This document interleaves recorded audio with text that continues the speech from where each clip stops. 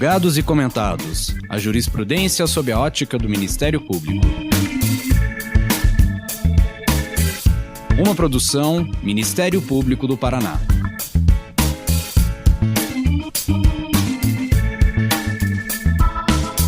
Olá, estamos começando mais um episódio dos Julgados e Comentados. Eu sou Fernanda Soares e nesse episódio vamos conversar sobre os limites da responsabilidade objetiva na Lei Anticorrupção com a participação do René Duó Souza, promotor do MP do Mato Grosso.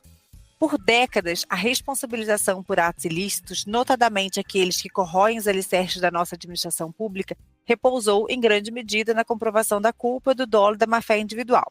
Um sistema que reconhecemos por vezes se mostrou frágil e insuficiente para fazer frente à sofisticação e à complexidade das engrenagens da corrupção corporativa.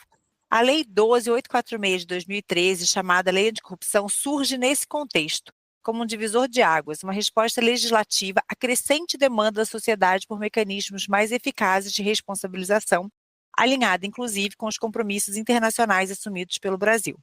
A inovação central dessa lei reside, inegavelmente, na instituição da responsabilidade objetiva, administrativa e civil das empresas, bastando a constatação do ato lesivo e do benefício direto ou indireto para a pessoa jurídica.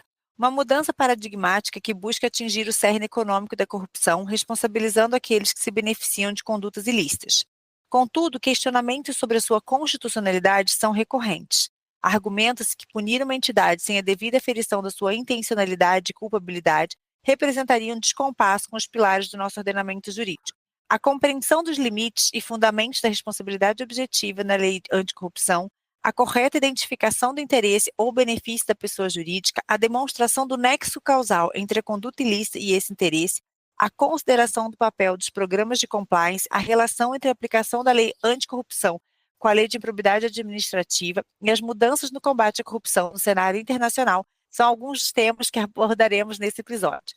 Para isso, então, seja muito bem-vindo, René. Falo muito bem-vindo porque o René, ele já é da casa e toda vez que a gente pede para ele vir aqui compartilhar um pouquinho desse conhecimento enorme que ele tem, ele sempre aceita, assim, muito gentilmente. Então, seja bem-vindo ao MP do Paraná, que já fica, assim, uma extensão da sua casa, que é o MP do Mato Grosso. Bom, olá a todos, é com grande alegria que eu retorno mais uma vez a conversar aqui com o pessoal do Ministério Público do Paraná e para todos os demais ouvintes. Com muita alegria também recebi o convite da querida amiga Fernanda Soares. É, sem dúvida nenhuma, uma satisfação muito grande. Até porque, Fernanda, como eu costumo brincar nas outras ocasiões que eu participei de alguns bate-papos aqui com vocês no MP do Paraná, isso não é um convite, né? É praticamente uma intimação. Não tem como um promotor de justiça que é convidado para um programa de tanto prestígio como este se negar a participar e se negar a tentar, pelo menos, esclarecer alguns pontos que a comunidade jurídica precisa. A gente é que agradece, tá? De você estar sempre, assim, disposto e disponível aqui a nos fazer esses esclarecimentos. E eu vou deixar registrado, hein, gente? Aqui eu estou no momento tiete, porque o René, já desde a época da minha dissertação de mestrado, eu já citava o René, eu já estudava por ele antes. Então, eu confesso que, assim, é difícil a gente fazer uma entrevista com uma pessoa que é meu amigo, né, um colega, e ainda tenho essa admiração. Então, vamos lá.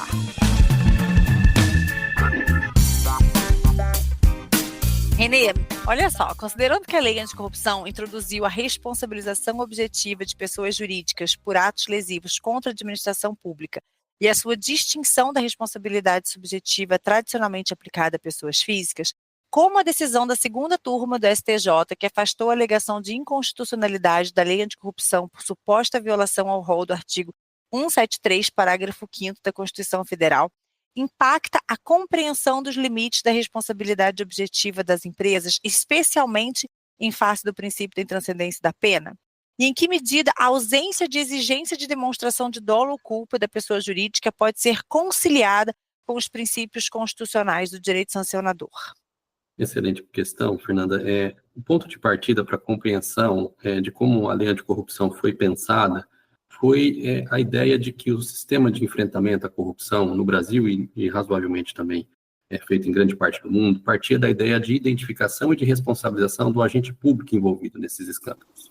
Claro que o agente público é quem eventualmente domina o poder de decisão e acaba criando realmente, a partir dessa sua posição, os grandes problemas relacionados à corrupção, mas ao longo do tempo foi sendo identificada a ideia de que a corrupção precisava ser responsabilizada, precisava ser combatida por meio de um incremento em face daquele que fomenta os atos de corrupção, porque deles é beneficiado. Isso acontece por meio da identificação de que empresas ou pessoas jurídicas são os grandes responsáveis pelos atos de corrupção. Então, a lei anticorrupção, ela entra em vigor no Brasil quebrando um pouco dessa lógica. A lógica de que sempre se enfrentou corrupção por meio da identificação do agente público envolvido no ato. A lei, então, inaugura esse outro foco, essa outra alça de mira, atingindo, então, as empresas, o agente privado que participa dos atos de corrupção e inaugura uma nova sistemática alicerçada na responsabilidade objetiva. Por quê? Porque ela necessita, a lei anticorrupção, fazer o enfrentamento de uma forma um pouco mais abrangente, e por isso ela inova a responsabilizar as pessoas jurídicas, e também necessita da responsabilidade objetiva ou desnecessita da responsabilidade subjetiva na medida em que ela responsabiliza essas empresas ou essas pessoas jurídicas. Então, o pilar de sustentação da lei anticorrupção empresarial é a responsabilidade objetiva, porque ela se apresenta ou ela procura colher as pessoas jurídicas que estão envolvidas nos atos ilícitos previstos na própria lei. Então, essa é a grande virada de chave da lei anticorrupção empresarial quando nós comparamos com o sistema penal tradicional de enfrentamento à corrupção ou aquilo que nós tínhamos na nossa lei de improbidade administrativa. Isso representa um avanço significativo e, principalmente, procura facilitar os objetivos preventivos, dissuasórios e punitivos que o enfrentamento à corrupção merece. Bom, agora, olhando um pouco mais de perto no que se refere àquelas decisões proferidas, principalmente do STJ, com relação à lei anticorrupção empresarial, em boa medida, a segunda turma do STJ decidiu que não haveria inconstitucionalidade da lei anticorrupção, por suposta violação a algumas disposições constitucionais, porque a lei anticorrupção empresarial, quando ela entra em vigor, ela sofreu alguns ataques, principalmente de alguns setores doutrinários, alguns setores acadêmicos, de que ela seria uma espécie de lei penal disfarçada de lei extrapenal. Me parece uma crítica um tanto quanto vazia, já que as sanções previstas na lei anticorrupção são sanções eminentemente de natureza civil. Então, resta completamente afastada qualquer tipo de percepção de direito penal na lei anticorrupção empresarial. E, além disso, o fato dela se valer da responsabilidade objetiva, e, evidentemente, isso pode levar a uma facilitação da responsabilização das pessoas que são colhidas nesse sistema de responsabilidade, isso é feito por conta de uma espécie de liberdade política que o Estado tem em proteger determinados bens jurídicos de formas ou com estratégias ou leis diferentes entre si. Então, quando a lei anticorrupção entra em vigor, inaugurando a responsabilidade objetiva das empresas pelos atos ilícitos nela previstos, ela nada mais faz do que investir mais incisivamente na proteção do direito fundamental à probidade administrativa, só que tendo como alça de mira, tendo como pessoas alcançadas por ela, as empresas, as pessoas jurídicas. Então, é por isso que não há qualquer inconstitucionalidade nessa inovação prevista na lei anticorrupção. E assim o STJ decidiu. Aquela disposição que foi invocada por alguns réus que levaram essa questão até o STJ, do artigo 173, parágrafo 5º da Constituição Federal, de que a lei anticorrupção violaria essa disposição, é uma tese um tanto quanto até inadequada, porque esse dispositivo ele diz respeito a outras questões envolvendo o funcionamento de pessoas jurídicas e não propriamente no que se refere ao enfrentamento à corrupção. Então, por isso que realmente acertou o STJ, não há inconstitucionalidade, e é por isso que a lei anticorrupção inaugura a responsabilização objetiva das pessoas jurídicas pelos atos lesivos previstos nesta lei de forma bastante salutar, de forma bastante importante. E esta previsão, de que essa lei se alicerça no sistema de responsabilidade objetiva, para ser bem sincero, não é propriamente uma inovação. Nós temos outros sistemas de responsabilidade no Brasil que também acreditam ou impõem a responsabilidade objetiva frente aos atos ilícitos praticados por determinadas pessoas. Isso acontece já no Código Civil, desde o artigo 932, a responsabilidade vicariante. O sistema de responsabilidade pelos danos ambientais no Brasil é um sistema calcado na responsabilidade objetiva. A responsabilidade objetiva prevista no próprio Código de Defesa do Consumidor. O próprio Código Tributário Nacional também tem disposições de responsabilidade objetiva no âmbito administrativo, então isso não é propriamente uma inovação. A inovação diz respeito à pauta de proteção, que é, na lei anticorrupção empresarial, a defesa da probidade administrativa. Agora, o mecanismo de instituição de responsabilidade objetiva propriamente não é uma das inovações do ordenamento jurídico. Isso já era previsto em outras legislações. O que a lei anticorrupção faz, e aí sim de forma bastante importante, é inovar, é trazer para a pauta do enfrentamento à corrupção esse sistema próprio, Mas sem querer te cortar, mas eu acho que é justamente isso, esse ponto de inovação do que está sendo, o direcionamento da lei. Então, é essa mudança, na verdade, da tutela é que trouxe toda essa repercussão, né?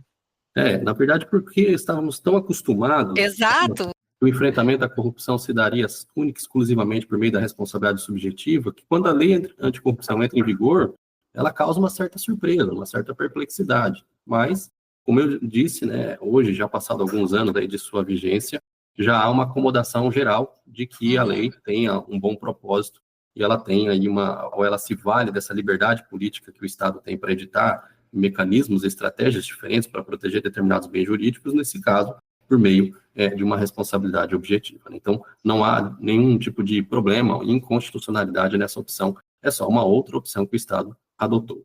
Com relação à segunda parte, Fernanda, em que questionou-se a respeito em que medida a ausência da exigência de demonstração de dolo ou culpa pode ser conciliada com os princípios constitucionais do direito sancionador. Bom, o direito sancionador brasileiro, ele é extraído, a sua teoria geral, digamos assim, ela deve ser extraída daqueles princípios constitucionais que estão no nosso texto, na nossa Carta Magna, principalmente com um cariz ou com uma dicção um tanto quanto penal, mas que visam proteger, sobretudo, os mecanismos inerentes à ampla defesa, ao contraditório e ao devido processo legal daqueles que venham a ser eventualmente acusados e processados da prática de um ato ilícito qualquer.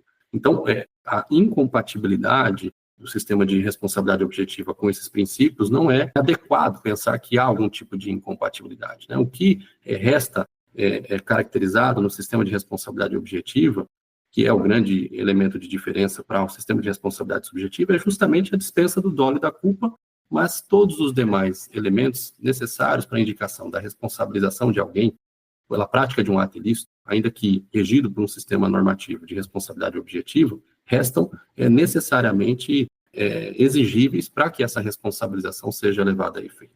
Então, é necessário que seja demonstrado que o sujeito praticou o ato, que ele não tenha, eventualmente, praticado atos ilícitos em legítima defesa ou com qualquer tipo de excludente da ilicitude. São necessários o estabelecimento de níveis probatórios suficientes para que seja ultrapassada a presunção de inocência que, eventualmente, a pessoa deva ter nesse sistema de responsabilidade sancionadora.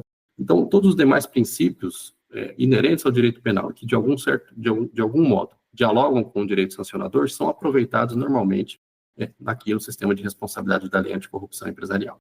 Não há, pelo simples fato da lei ser calcada no sistema de responsabilidade objetiva, uma inconstitucionalidade por mau ferimento aos princípios constitucionais ligados à ampla defesa, contraditório e devido processo legal.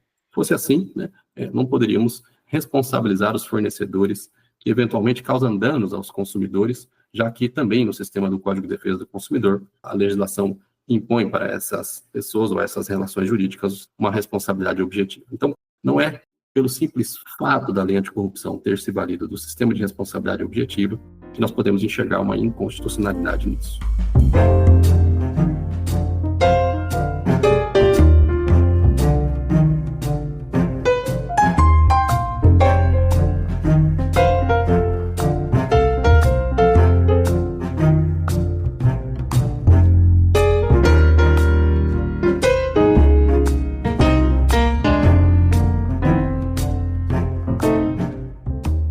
Considerando que a identificação do benefício ou do interesse da pessoa jurídica pode ser complexa, especialmente em organizações corporativas descentralizadas e que muitos alertam sobre um eventual viés punitivo excessivo da aplicação da lei, com sanções severas aplicadas sem eventual devida análise, quais elementos concretos devem ser considerados para comprovar que a conduta ilícita praticada por preposto ou agentes da empresa ocorreu no interesse ou em benefício mesmo da pessoa jurídica, de modo a legitimar uma responsabilidade objetiva?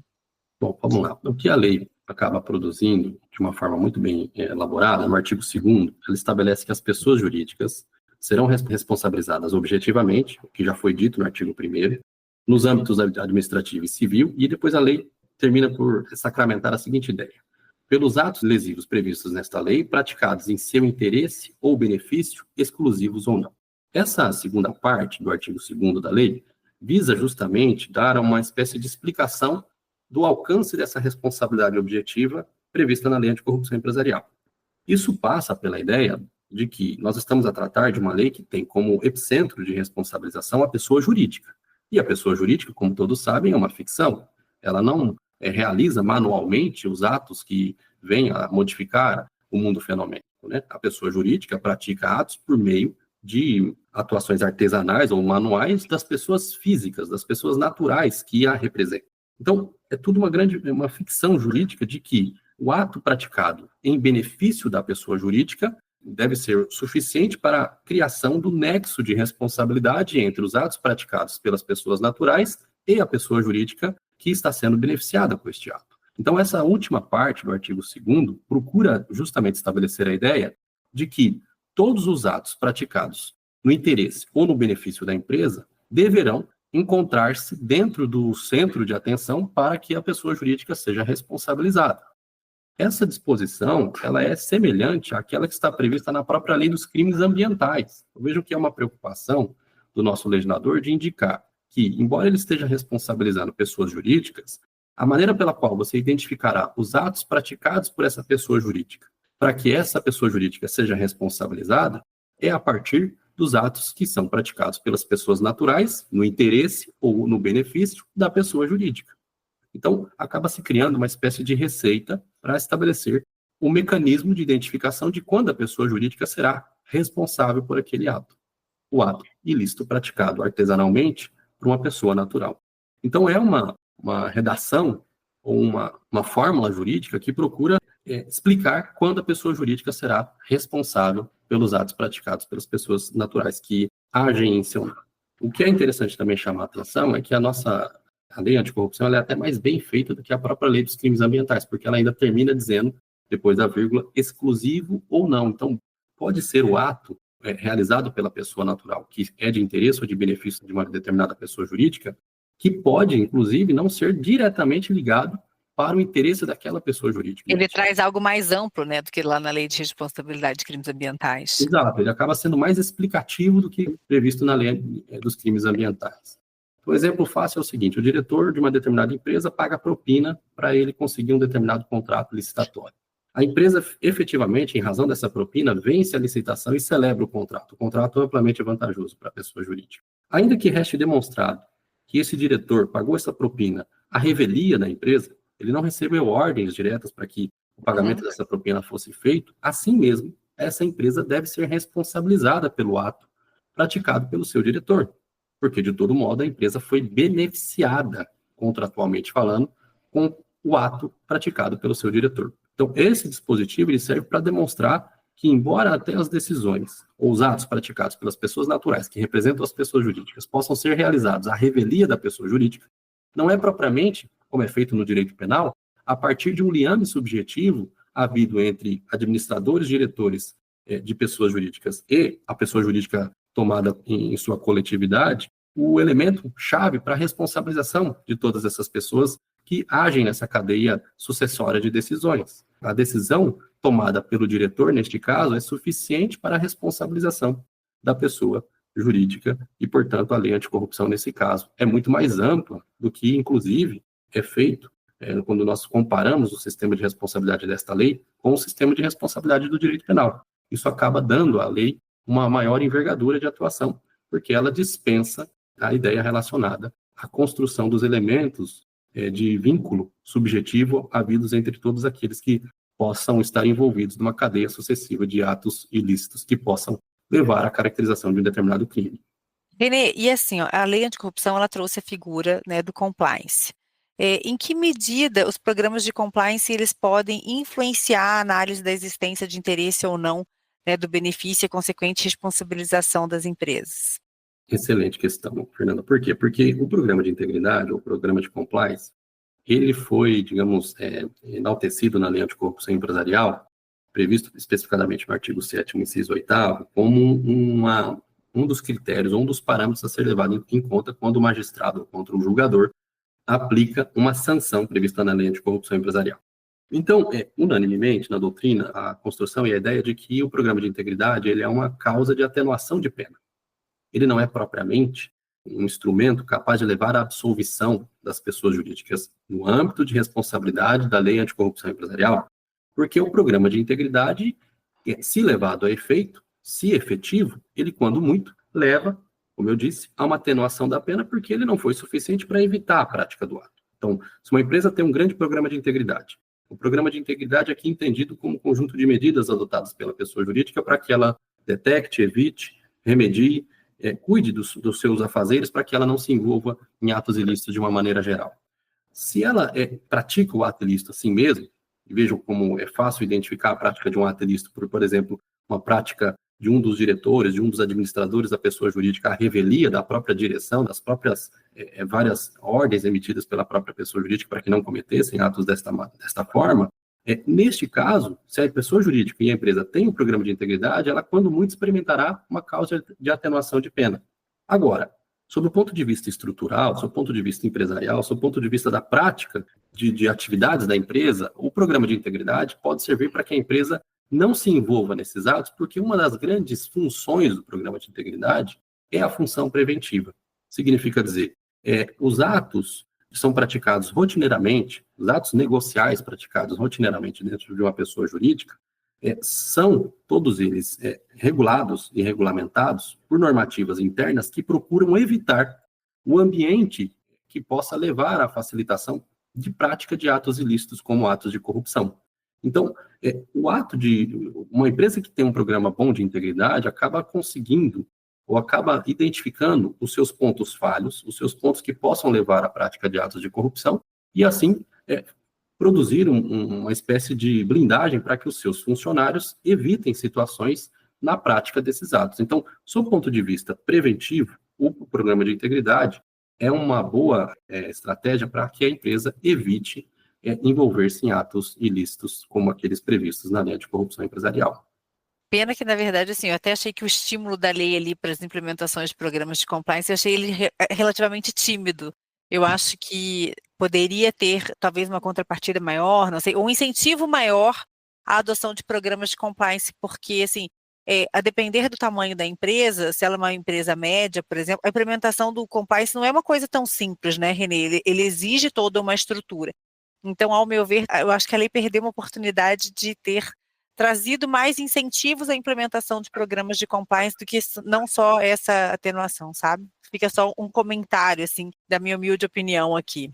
Mas, na verdade, Fernanda, você toca num ponto importantíssimo, né? Em outros países, o programa de integridade, ele serve para outros efeitos extremamente importantes que se encaixam, principalmente no direito penal, com o desenvolvimento do próprio funcionalismo penal, né? Isso conjuga-se com a necessidade de responsabilidade penal da pessoa jurídica, todas as pautas que infelizmente no Brasil não avançaram, mas o programa de integridade nesses locais, ele tem um outro estímulo que diz respeito à quebra da responsabilidade coletiva.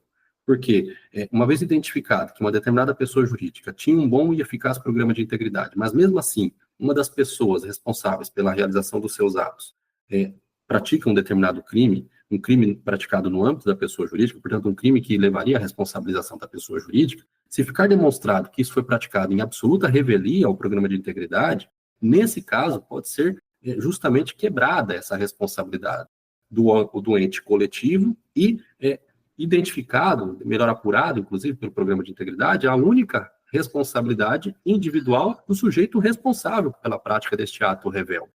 Isso é um aperfeiçoamento do próprio sistema de responsabilidade em outros países, como, por exemplo, acontece no território espanhol, para evitar justamente que a responsabilidade da pessoa jurídica seja banalizada.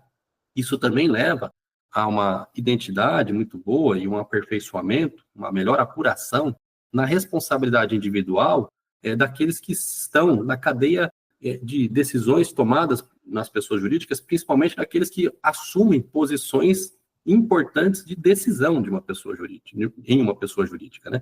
Então, todos esses outros efeitos previstos em outras legislações para o programa de compliance são mais estimulantes para que as pessoas jurídicas adotem o programa de integridade. No nosso país, infelizmente, a mera atenuação da pena, caso a pessoa jurídica seja flagrada no ato de corrupção, é um incentivo muito pequeno, ainda muito pequeno, o que explica, inclusive, a nossa baixa adesão e a baixa multiplicação dos programas de integridade no nosso país. Por isso que eu escrevi sobre o Ministério Público como incentivador dos programas de compliance, mas isso fica para uma outra oportunidade.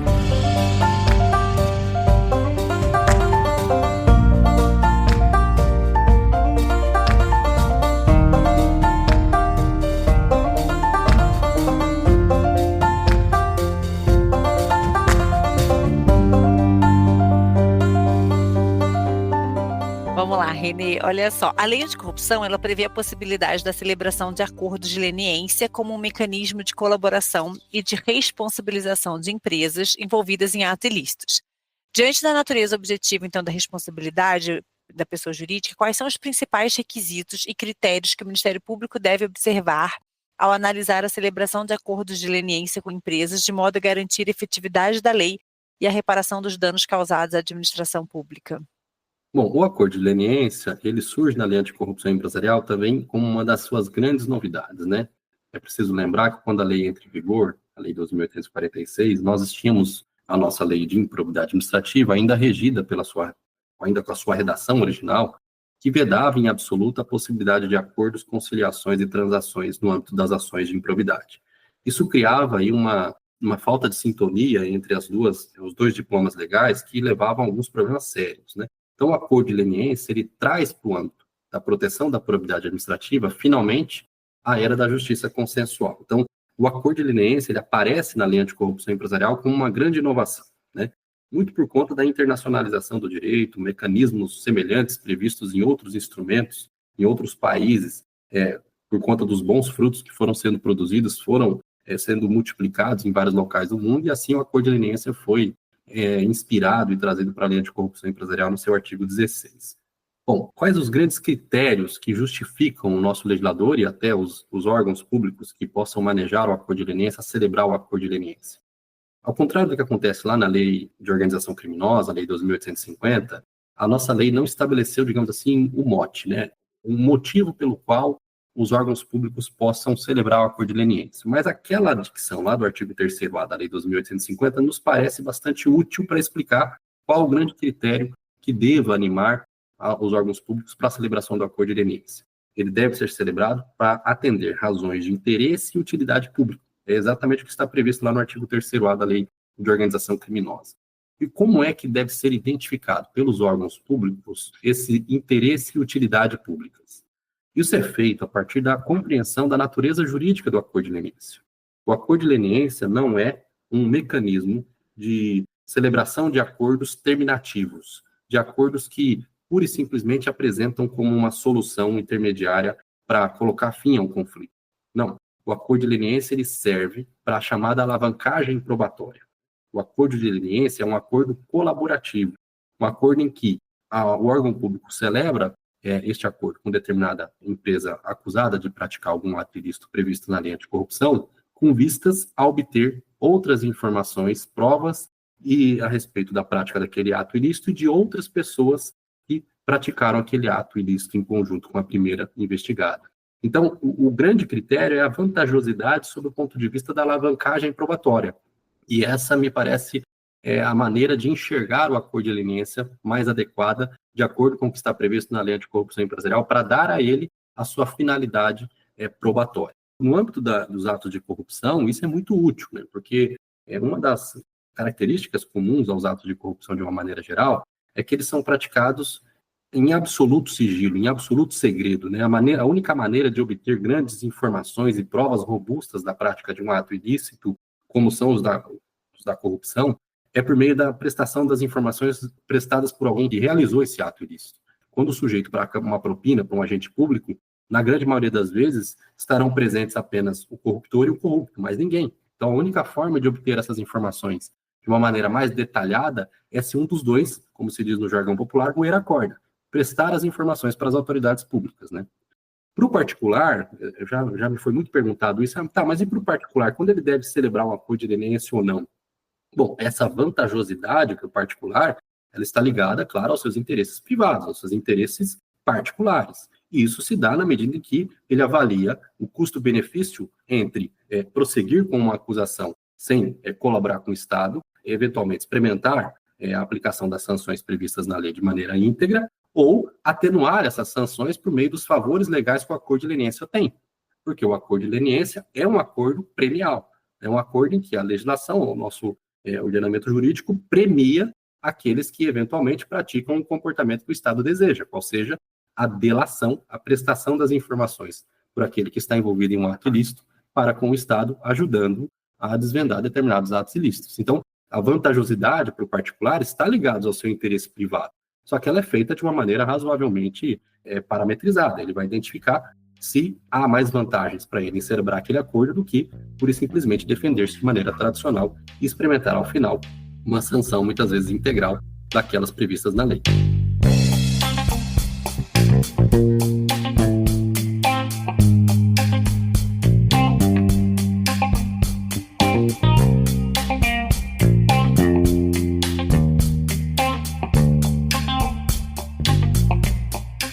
Agora vamos assim conectar esse assunto da lei anticorrupção um pouquinho com as alterações promovidas pela Lei 14.230 de 2021. Renê, olha só.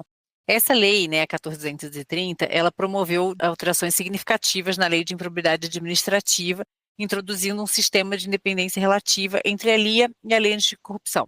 Quais são os critérios práticos para determinar quando uma sanção aplicada com base na Lei Anticorrupção impede aplicações de sanções por improbidade administrativa sobre o mesmo fato a determinada pessoa jurídica? Já vou além, dada a possibilidade de acumulação de sanções previstas em diferentes diplomas legais, como garantir a observância do princípio do ne bis in idem, quando o mesmo fato pode ser enquadrado tanto na lei anticorrupção quanto na lei de improbidade administrativa e também potencialmente as normas penais?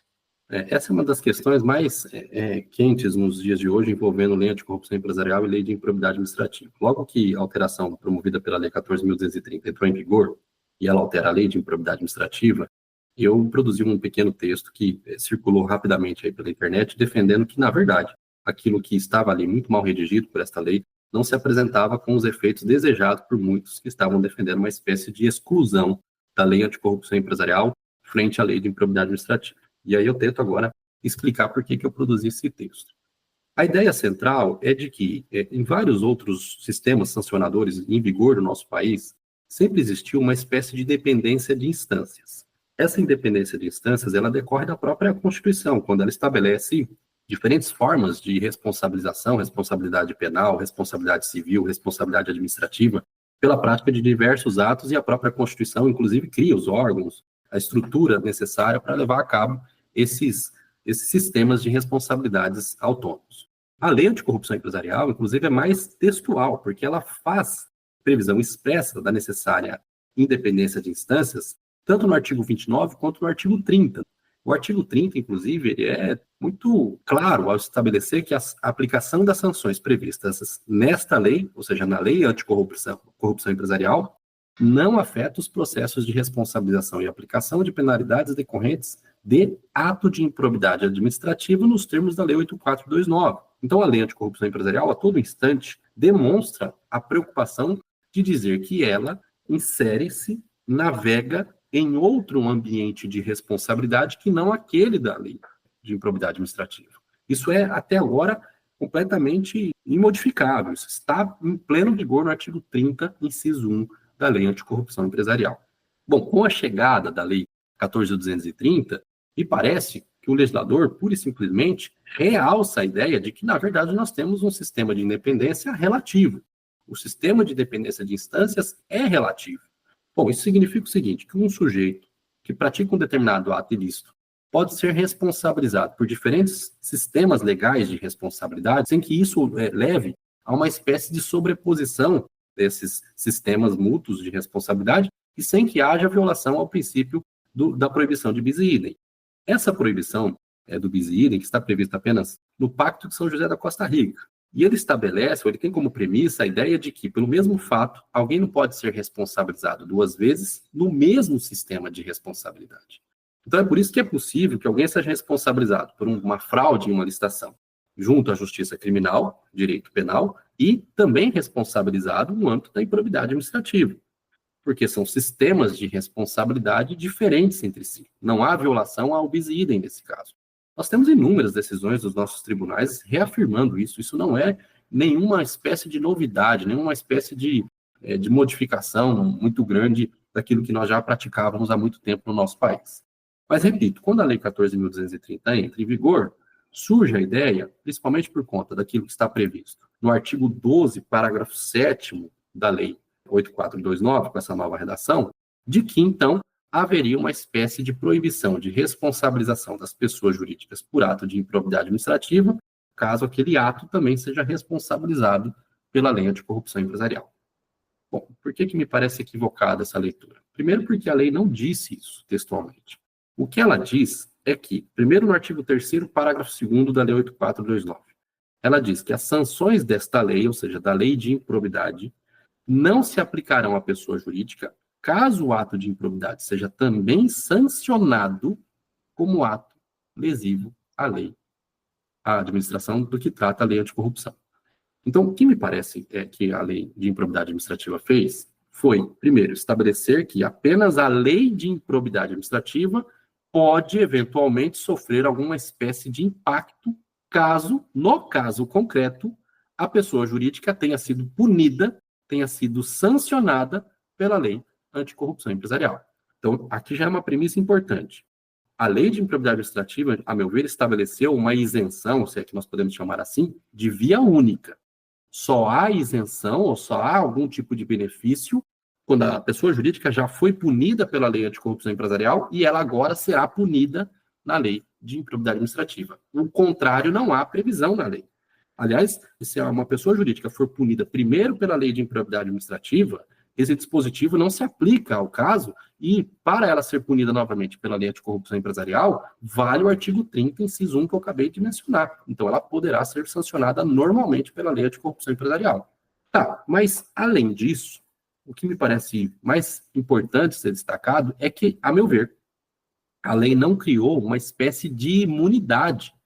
Ela diz, pura e simplesmente, que a pessoa jurídica não poderá ser punida, sancionada, caso ela já tenha sido sancionada pela lei anticorrupção empresarial.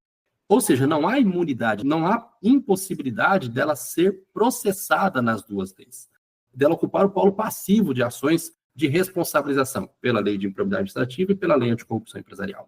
Essa previsão do artigo 3º, parágrafo 2º, a meu ver, deve ser lida em conjugação com outra disposição também da lei de improbidade administrativa, que é a do parágrafo 6º, do artigo 12, que estabelece: se ocorrer lesão ao patrimônio, a reparação do dano a que se refere esta lei deverá deduzir o ressarcimento ocorrido nas instâncias criminal, civil e administrativa que tiver por objeto os mesmos fatos.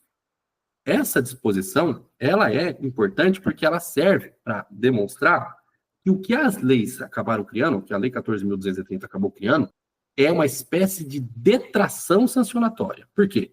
Porque ela manda descontar aquilo que já foi pago a título de reparação do dano em outras instâncias. Mas isso é óbvio, porque o dano é apenas um só.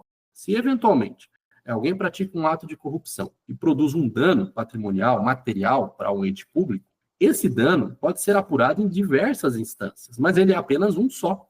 Em sendo ele ressarcido, ele não deverá ser ressarcido mais de uma vez, basta que ele seja ressarcido uma única vez. É isso que o parágrafo 6º do artigo 12 me parece estar destacando.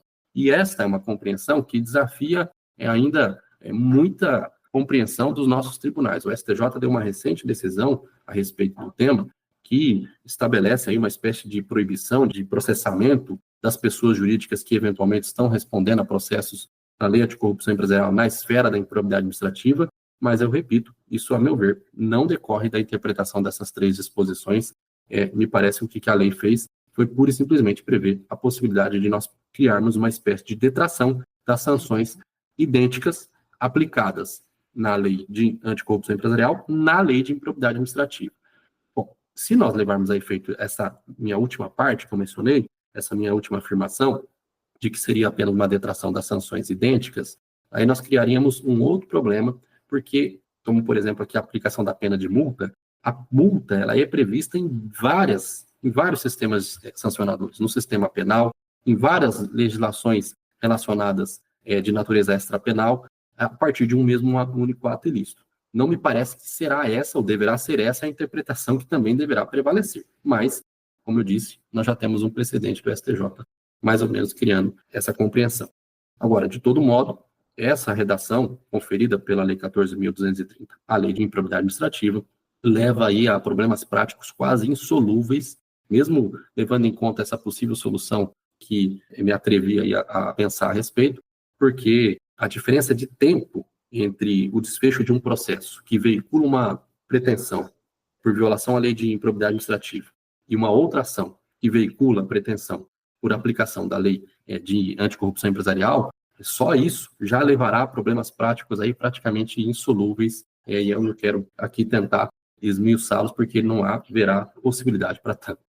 Ainda que você não tente esmiuçá-lo, eu não tenho a menor dúvida que, assim como você colocou inquietações na minha cabeça, você também colocou dos nossos ouvintes, né? Porque, assim, é um assunto que demanda muita reflexão, enfim, das consequências e tudo mais. E aí, além disso, Renê, para a gente encerrar, eu quero mais um assunto que eu sei que você escreveu recentemente e também vai causar inquietações dos nossos ouvintes, porque afinal eu gosto assim, quando o nosso podcast faz com que a gente fique pensando posteriormente a respeito daquilo que a gente conversou aqui.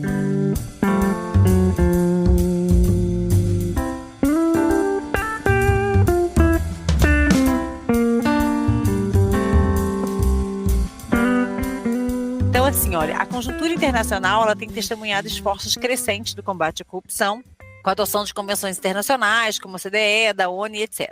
Todavia, Renê, a gente teve algumas alterações recentes agora, promovidas pelo governo Trump, onde ele flexibilizou algumas leis anticorrupções nos Estados Unidos. A partir daí, eu queria que você tecesse comentários de quais são as principais dificuldades que surgem com essa flexibilização agora no combate à corrupção, afetando inclusive as investigações em andamento. E ainda queria que você abordasse se isso se trataria de uma retomada da teoria da graxa como concepção aceita para fomentar as dinâmicas econômicas e financeiras. Excelente, Fernanda. Na verdade, o que nós notamos é o seguinte, a pauta do enfrentamento à corrupção, ela está sofrendo um retrocesso, não somente no nosso país, como, em certa medida, em tempos em que a preocupação de iminência de guerra e de outros conflitos se acentua, essa pauta tem sofrido um retrocesso significativo, né? Então, dentro desse contexto internacional, que a decisão tomada pelo presidente norte-americano Donald Trump, agora no início do ano de 2025, causa uma certa surpresa. O que foi a decisão? A decisão foi de flexibilização da lei anticorrupção norte-americana, né, o FCPA.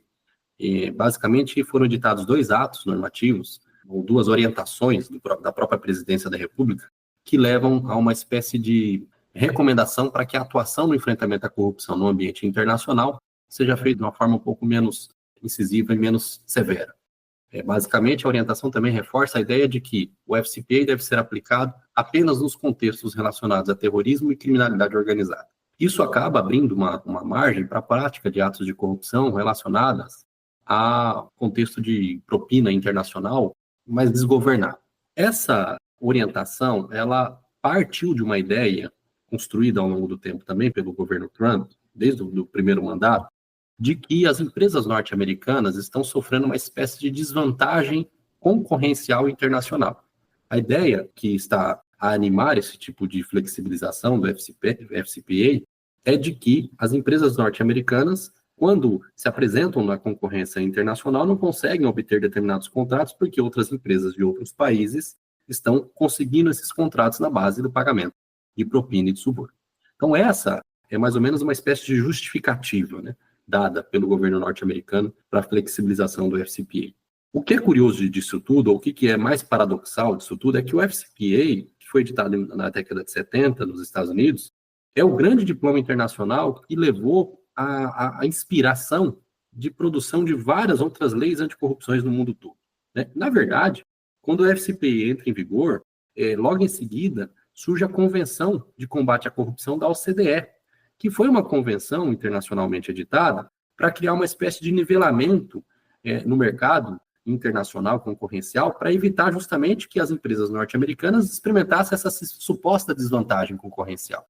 Esse nivelamento, a ideia era de que, então, todos os países subscritores dessa convenção desestimulassem que as suas empresas praticassem atos de corrupção para que o modelo de negócio passasse a ser agora regido por um nível médio de integridade. Então, por isso que o FCPA foi tão emblemático quando ele foi editado na década de 70 e todos os avanços que nós tivemos internacionais no enfrentamento à corrupção, inclusive a edição da Convenção da ONU contra a Corrupção, tiveram como ponto de partida a edição do FCPA.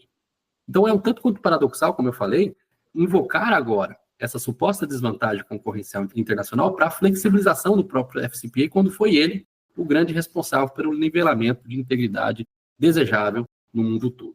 Há aí, sem dúvida, nessa decisão do governo norte-americano, um flagrante desestímulo às instâncias de controle que o FCPA acabou produzindo ao longo do mundo, por meio dos programas de integridade, e esse desestímulo ainda é mais preocupante quando nós temos essa justificativa de que atos de corrupção de pequena envergadura podem ser tolerados e praticados, ainda que possam produzir algum tipo de incômodo, porque o que está a ser protegido com uma medida de flexibilização como essa é a dinamização da economia. Então, daí o resgate, a chamada teoria da graxa, né? Essa teoria da graxa, ela é uma pseudo-teoria, na verdade, que passa da ideia de que determinados atos de corrupção deveriam ser tolerados, principalmente quando é de pequena envergadura, porque esses atos, ou esses subornos, essas pequenas propinas, servem como uma espécie de lubrificantes para entraves de grandes engrenagens que possam entrar em funcionamento depois dessas práticas. Isso acaba produzindo uma espécie de aceitação geral, principalmente no meio empresarial, de pequenos atos de corrupção. Mas a teoria da graxa, ela, assim como já foi duramente estudado por várias teorias que procuram explicar os efeitos nocivos da corrupção no mundo, ela eleva os custos, né, econômicos para a produção de bens e serviços, ela cria, evidentemente, um ambiente artificial de concorrência, né, isso acaba piorando o desenvolvimento sustentável econômico de vários locais em que a corrupção se instala. Isso acaba piorando a própria distribuição de renda. Os países que têm maior índice de corrupção são os países que têm pior distribuição de renda, e, é claro, isso impacta de forma bastante preocupante a qualidade dos serviços públicos. Então, essa medida adotada pelo governo norte-americano, ela é preocupante porque ela pode produzir esses efeitos de desestímulo, né? Desestímulo à pauta da integridade que vinha caminhando razoavelmente bem. São vários os países que tinham editados leis anticorrupções empresariais semelhantes, inclusive as do Brasil, semelhantes àquela editada na Inglaterra, por exemplo, que é uma das leis anticorrupções mais elogiadas no mundo inteiro. Vamos aí fazer crer que, cedo ou tarde, novamente as autoridades internacionais compreendam que enfrentar a corrupção não pode ser feito dessa forma, porque isso levará, como eu disse, uma deterioração do ambiente concorrencial e, sem dúvida nenhuma, isso levará a uma fragilização do desenvolvimento sustentável. Fato é, né, Reni, que assim, toda vez que a gente acha que a gente está caminhando bem no sentido do combate à corrupção, é como se a gente desse um passo para frente e alguns passos atrás, né? A gente chega a andar bem por um certo período e aí do nada começa a retroceder, e ele não retrocede um pouquinho, né? Os passos são muito para trás e aí a gente volta num estado que a gente nem imaginava que fosse existir de novo, como é, por exemplo, a própria justificativa agora para flexibilizar é justamente a justificativa que foi feita na década de 70, quando foi feita a FCPA. Então, assim, utilizam de uma justificativa, ora num sentido, ora no outro, mas sempre, né, nesse sentido, assim, de que a gente tem que ficar muito diligente no que se refere ao combate à corrupção, porque a sensação que eu tenho é essa. É, assim, um passo para frente e 10 para trás. O negócio não engrena. Infelizmente, eu acho que isso deixa a gente, assim, principalmente enquanto Ministério Público, o quanto a gente tem que estar diligente nessa temática, e não só na esfera judicial, mas também a gente tem que, assim, começar a ficar de olho, inclusive, na parte legislativa. Só para você ter uma ideia do quadro desolador que nós vivemos atualmente, especificadamente no Brasil, né? Há poucos anos atrás, principalmente quando eu escrevi a própria obra que anima o nosso podcast aqui, relacionada à lei anticorrupção empresarial, nós tivemos, durante alguns anos, a preocupação do brasileiro com a pauta do enfrentamento à corrupção como sendo uma das pautas de destaque. Para vocês terem uma ideia, o enfrentamento à corrupção ocupou posição de mais importância para o brasileiro do que a própria pauta relacionada a emprego, à inflação, e isso perdurou por alguns anos. Hoje, para vocês terem uma ideia, uma pesquisa feita recentemente pelo Instituto FSB, encomendado pela Confederação Nacional das Indústrias, apenas 4% dos brasileiros consideraram importante a corrupção como prioridade governamental. Nós saímos do primeiro colocado para uma das posições mais desimportantes da pauta de preocupação do Brasil a respeito do assunto. Sem dúvida nenhuma que é preocupante, é desolador, mas o movimento parece-me pendular. Cedo ou tarde, nós novamente vamos nos ater à necessidade de nos preocuparmos com a pauta do enfrentamento à corrupção, e assim nós desejamos que um programa como este sirva também de estupim para que isso aconteça muito em breve no nosso país.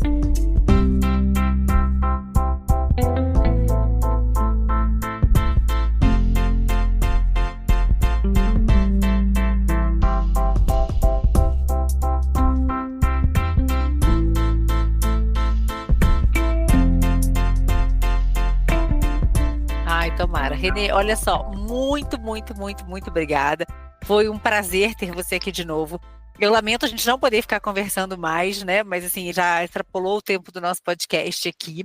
Então, assim, dizer que o MP do Paraná está sempre de portas abertas para que você possa sempre nos trazer tantas reflexões e tantos insights como você sempre nos traz. Muito obrigada mesmo. Eu que agradeço, pessoal do MP do Paraná, você, Fernanda, por mais uma vez me prestigiar, me convidar, e agradeço a todos pela atenção. E você, nosso ouvinte, não se esqueça de nos seguir no aplicativo de sua preferência e também em nossas redes sociais. Procure pela Escola Superior do MP no Instagram, no @esmp_pr, ou acesse no perfil da descrição do episódio. E mais, gente, nos enviem críticas, sugestões, dúvidas, comentários, né? Estaremos sempre ansiosos para poder atender aquilo que vocês nos pedem. Então, muito obrigada, gente, e até a próxima. Uma produção Ministério Público do Paraná.